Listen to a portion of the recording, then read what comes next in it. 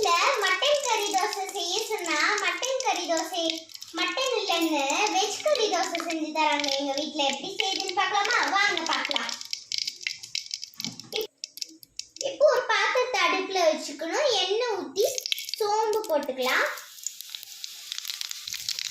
2 பெரிய வெங்காயத்தை நறுக்கி சேர்த்துக்கலாம்.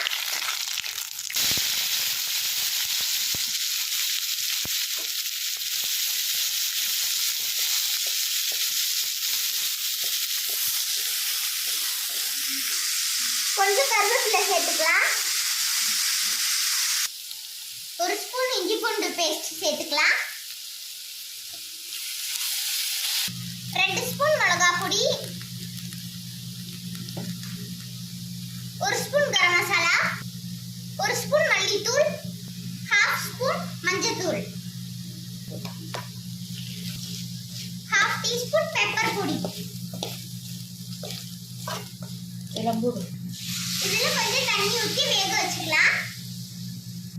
தேவைக்கு கொஞ்சம் உப்பு சேர்த்துக்கலாம்.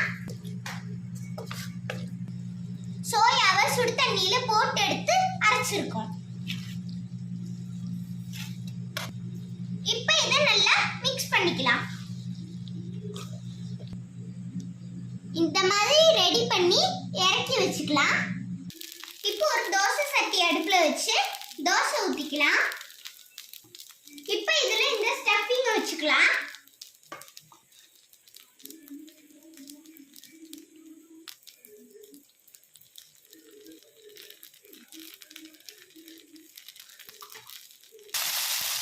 இப்போ இதை திருப்பி போட்டுக்கலாம். இது நம்மளோட சூப்பரா வெஜ் கறி தோசை ரெடி ஆயிருச்சு. இந்த டிஷ்ஷை நீங்க ஒரு வாட்டியாச்சும் செஞ்சு பாருங்க.